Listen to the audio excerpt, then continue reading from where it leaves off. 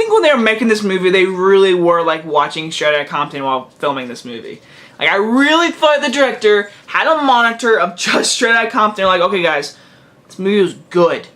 Let's make Tupac movie just as good as Ice Cube's movie.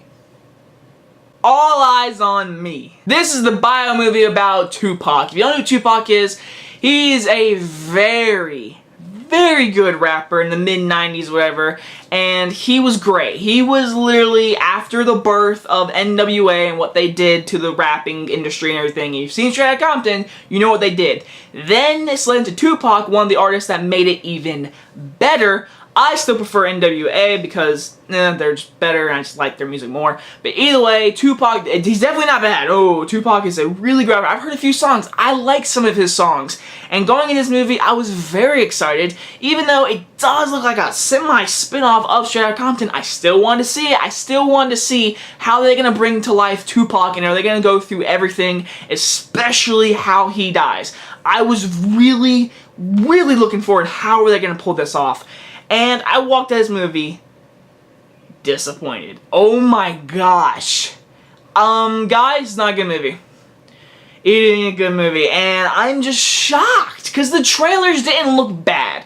I wasn't like excited. I was like, this doesn't look like the next trailer comment, but it does look good. It looks interesting. This movie felt like a TV movie. And I was just shocked. I watched this movie saying, no, like I was in denial. I was like, this can't be. Okay, first things first, I'll start with positives. The cinematography is good, and the music they used from Tupac is good to hear. They used it well enough.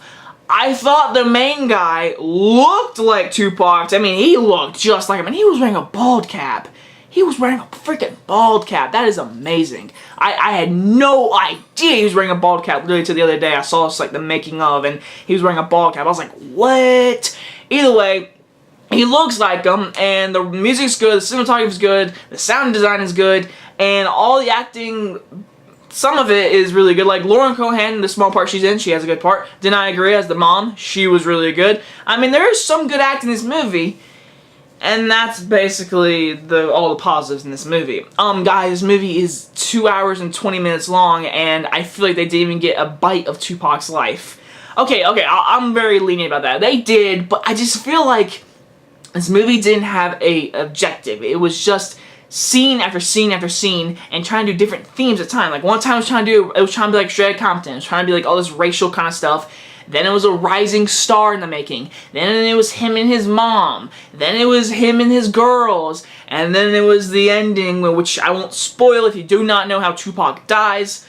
That is, even though he died at a very young age, at 25 I think. And yeah, today is his birthday, June 16th. And dang, he would have been 45. Wow, he would have been alive and still making music. Anyways, but if you know how he dies, then you know that's probably one of the most interesting things about his life. And it is. It 100% is. And I think the ending, they handled it very well. Like, I was like, wow, that was handled perfectly. They handled that really good. But dang, did they mess up the whole entire movie. This movie was boring at times. I was like, I've seen this before. Even though it's Tupac and you're wanting to know his life, whatever, you're just like, you've seen it before, whatever. You saw it in a movie called Straight Outta Compton. It came out 2 years ago. And this movie does do some ties with Straight Outta Compton, because out the West Coast and the East Coast, like, they weren't friends at all in this time period. And Straight Outta Compton did deal with that kind of stuff, how different record companies and that Big Al guy, whatever. This movie does do the same thing, and it deals with that stuff. Straight Outta Compton handled it way better. Because this part, I mean, this section of the movie had no weight. It had no intensity. It didn't have energy directing. The directing wasn't... It felt like a TV movie. It felt like they hired a guy, his first time directing, and he just directed a movie with TV production. I can't tell you enough. This movie felt like a TV movie. It felt like the production, they ran out of money. Toward the end of the movie, you could definitely tell they ran out of money. I will say that. But either way, it felt like a TV movie. It felt like they had limits. They didn't feel like they were in a motion picture. It felt like they were like, okay, we're going to put this on Netflix or maybe Lifetime television, but no, it's rated R, and there's a lot of sex and drugs and violence and language, and we get, maybe, Straight Outta Compton just made a lot of money.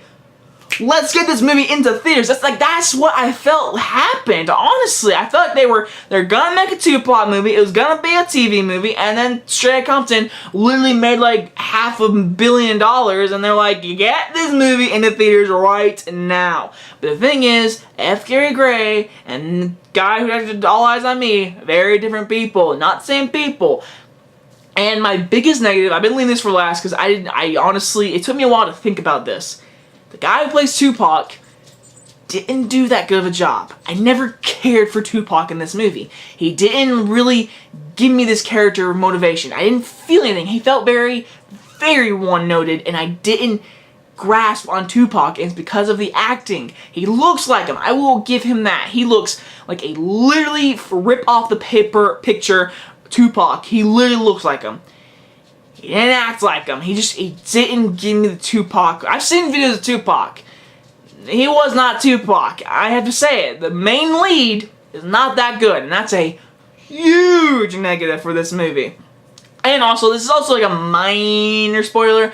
In the very first half of this movie, he's in prison and he's being interviewed, and you're seeing backstory. And then toward the middle of the movie, he gets out of prison. I thought the whole interview thing really worked. And they just cut it. They're like, alright, let's not have an interview. Let's actually have live, present day, him doing stuff. And I was like, the interview stuff was way more interesting. Overall, I thought this movie was a complete disappointment. And it's pretty bad, guys. I mean, I'll say it's a bad movie. It ain't that good. I'm gonna give it a D+. That's all I can give it, guys. I am shocked. I really thought this movie was gonna be really good. I mean, it was supposed to come out in November of last year. It was supposed to be an Oscar movie.